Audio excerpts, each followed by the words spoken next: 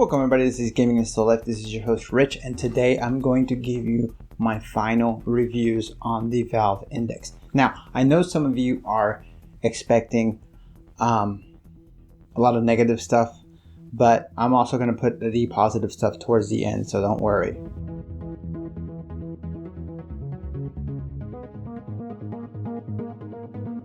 Okay, first I want to start with the most important thing to me about the headset, and it's the it's the layout of the button design on this stick. This trackpad is basically useless.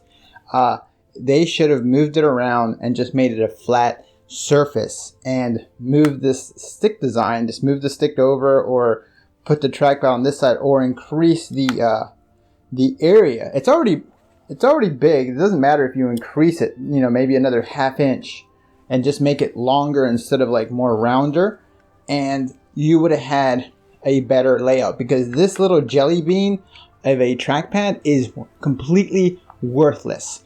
I have no idea why they put it there. The only thing it's good for is to go up and down. If you're trying to do, even in a game that's designed for trackpad only, and you're trying to go side to side, it doesn't really work. So if they were just going to put a flat surface area anyways for just finger movement, it should have been a flat surface. Or maybe like change the stick around to where you would have had like a nice little flat area where it would have just been finger sensitive. The way they have it now is terrible. Bad idea. Now, the stick clicking issue. Now, my controllers do not really click when these are going left to right. Now, when it's in its up position, it will click.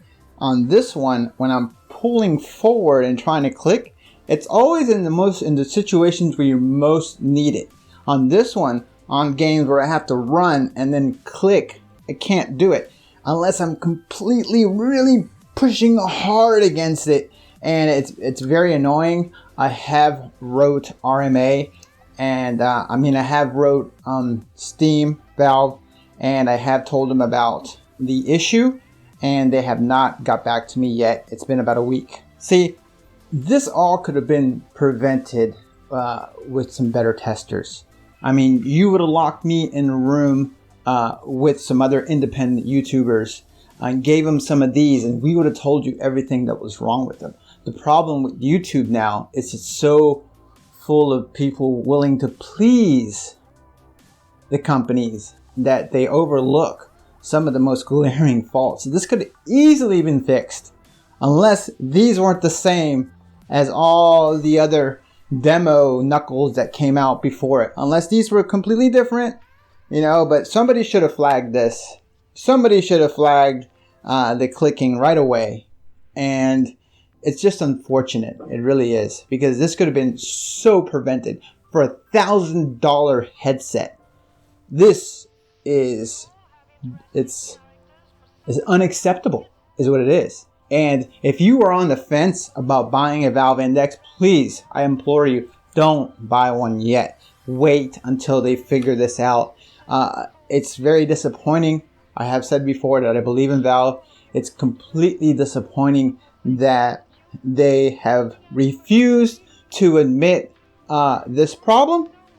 It's not the most serious problem, but until you play a game that you really like Arizona Sunshine, where you have to click forward and use the sticks to click, or other games where you have to click forward and use the sticks to click, that's when you're going to be saying, you know what, this is a big problem. Because when it happens to your favorite game, then it's a whole different story. So that's a big problem.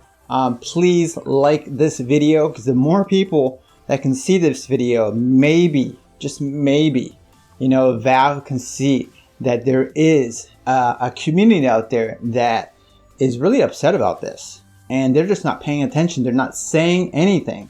I mean, look at Nintendo.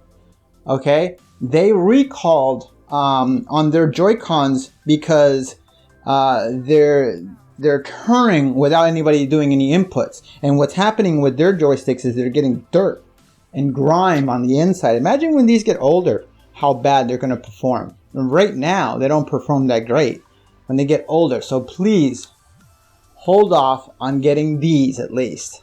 Okay. See, now my idea would have been, instead of like this little jelly bean thing, you could have put like a trackball in there. You know, a trackball where you can roll it around with your thumb. Okay. Or use a thumbstick. I think the trackball would have been better. Anything would have been better than this jelly bean thing. Now, the tracking works really well. The finger tracking works really well in some games. And then in other games, it doesn't work as well.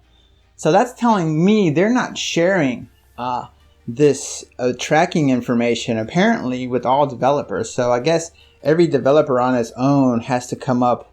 They're using the sensors, but I guess every developer on its own merits have to come up with how the sensors perceive the fingers either open or closed, because there's no in between. There's no like, oh, I'm just kind of like this.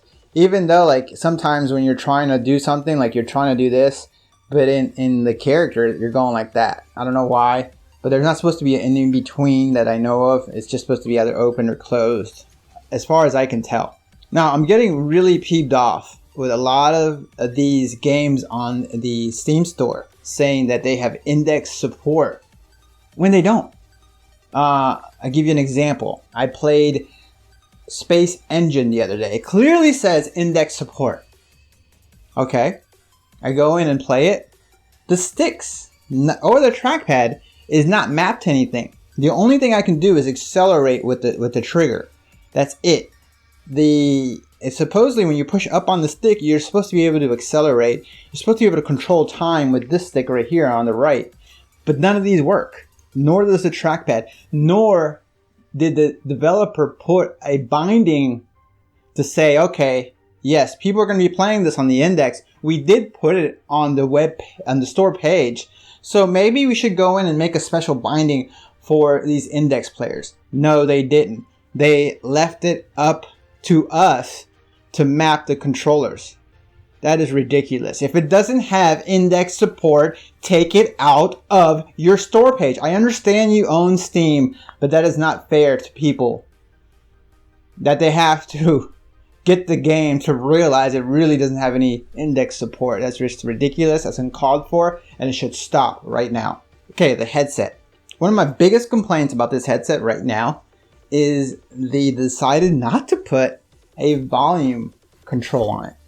Why didn't you put a volume control? Even my Samsung Odyssey had a volume control that really came in handy. Now, at first, when I first got this headset, I thought it was pretty loud. I don't know what they did since then. I've had this thing full blast. It's not as loud anymore. Not nearly as loud anymore. Another thing is this right here. This isn't the same as when I first bought it. And I'll give you the example. When I first got this headset, I was able to wear these glasses with no problem. Look at this. See that? This has shrunk. Or it has bent in with, I don't know. It doesn't get hot in here. So this used to fit perfectly. Now, I can't use these glasses. And when I do use the glasses, okay, they're in there right now, right? And I'll put the headset on and I'll tighten it up. It feels like it's pushing against the sides of my glasses right here. It just feels like it's pushing and pushing. It feels like a vice grip after about half an hour. And it is the most annoying thing in the world. So this, for some reason, has moved or flexed. I don't know why. I don't know how, but it has. Because this used to fit. I remember when I first got the headset, and you can see my videos. Like, wow, it had a lot of room for me to get in here. No problem. It was like this. But now, it just, that little bit. And it doesn't fit no more. So I can't wear it with these glasses.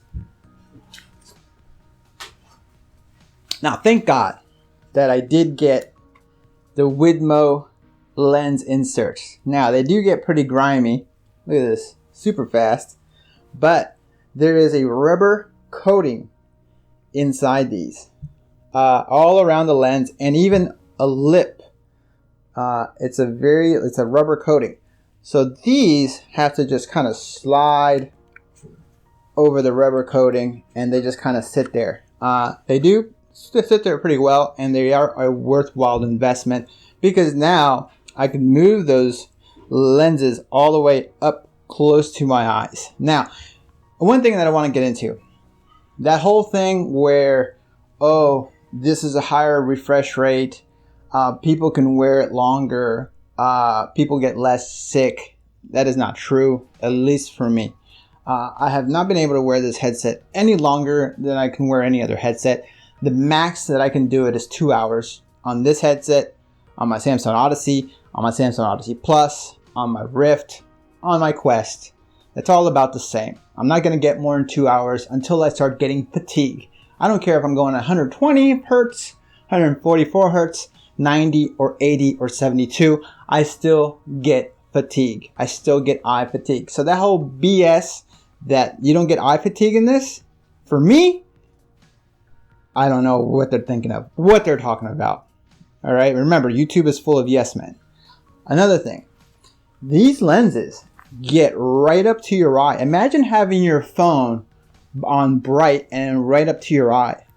That can't be good for your eyes. And over longer periods of time, it's not good at all.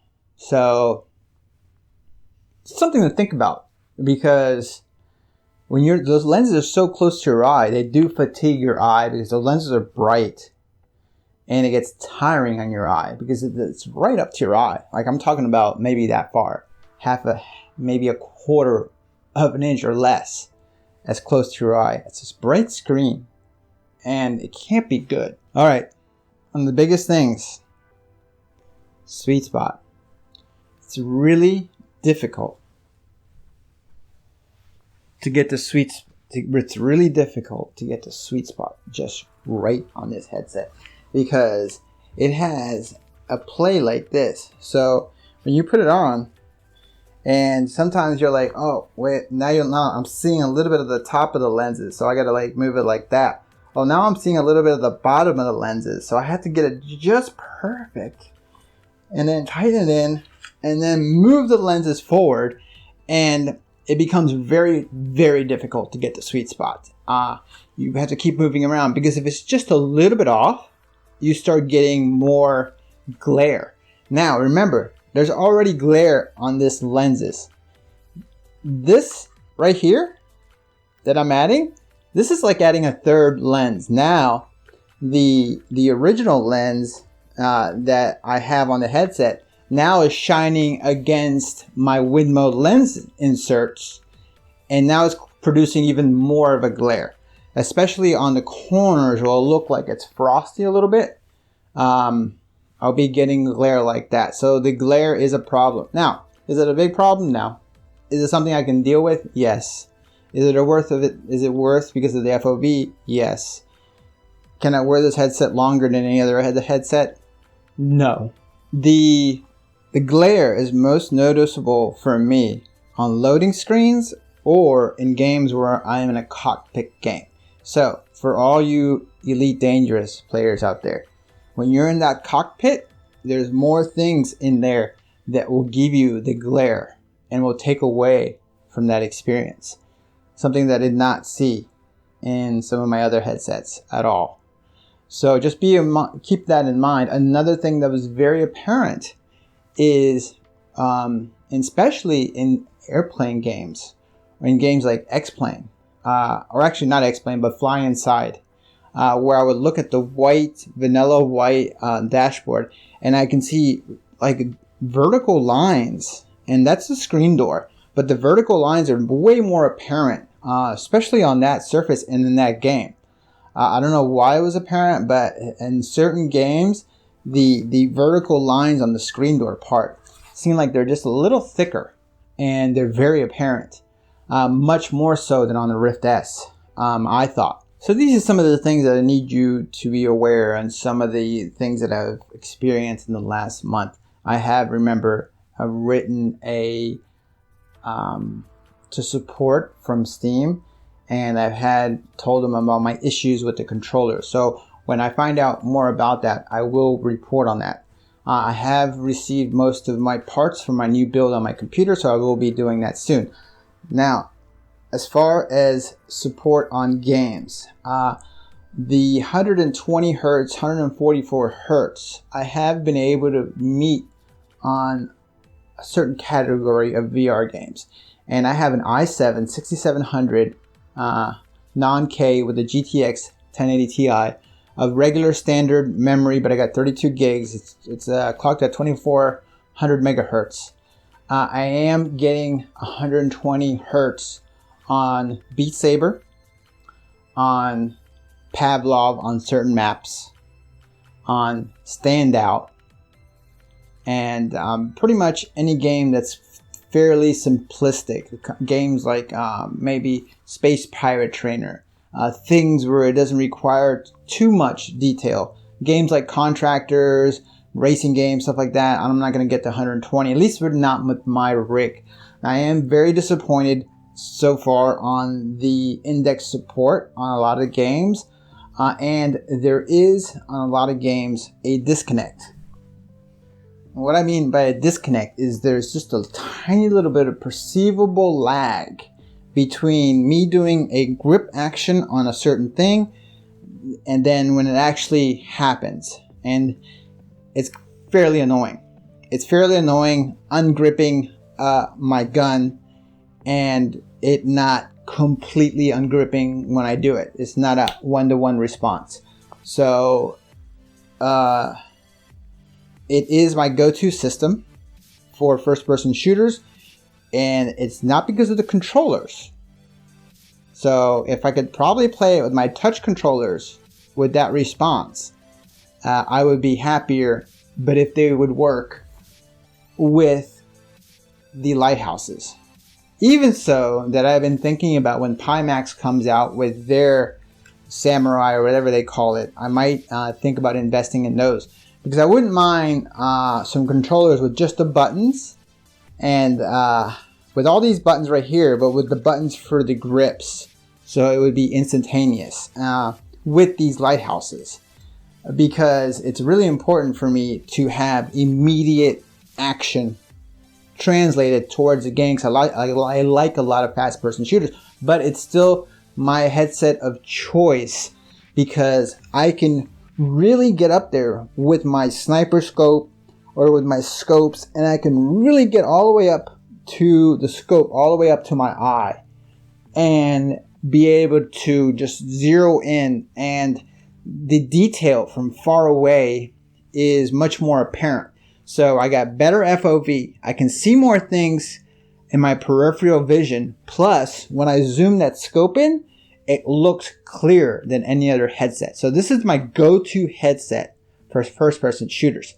Now, you guys know pretty much all the other great things about it. You know about the FOV. The colors are really good. The cable is the longest cable in VR, I think, right now. Longer than the Rift S by at least 3 feet, probably, or at least 2 feet. Very sad. There's no volume rocker. The IPD adjustment, I wish they would have came with an included little software thing to help you dial that IPD in. It's very unfortunate. The ability not to be able to change this back pad was, I think, an oversight. These seem quieter for some reason. But other than that, I do like the headset. I do like the included frunk for availability in the future. And I do like the constantly on little lights that it does have. Now, the faceplate, a lot of people ask me why don't I have it on? Because I don't want to scratch it, and I just put it on a shelf. So keep it away so I don't scratch it or mess it up in any way. The lighthouses, I do have one lighthouse that when it turns on, I can hear it like vibrate a little bit, like that a little bit, but it will stop once it warms up. So that is not a problem. There is, I forgot to mention, squeak. And the triggers, it doesn't bother me like it bothers other people. What I don't like is on certain menu items, just pushing the trigger is not enough. You have to click the trigger. So the trigger has a slide, and then at the end it has a click. And on some menu things, it throws me off, because on some menu things you just barely touch it and it already picks it. On some menu things you have to all the way click it. That's just something that's weird, but it's just something I think that you need to be aware of. I do like the tracking. The tracking is the best in the business, and like I said, for certain games it is my go-to headset. Let me know what you guys think in the review. Have you guys experienced some of these similar situations? Are you going to wait until they fix the stick problem, or are you just going to go ahead and buy now? Because it is readily available to everybody on their website. At least the bundle is, as far as I'm concerned. I'm Gaming and Still Life. This is my channel. I'm Rich. My name is Rich. Hope you guys enjoyed. Hit that like button. I want more people to see this video, and hopefully somebody at Valve will admit and do something about this, because it's very, very important. You guys have a great night. I will see you in the next video. And remember, subscribe if you want to keep seeing more great VR content. Thank you very much. You guys have a great night.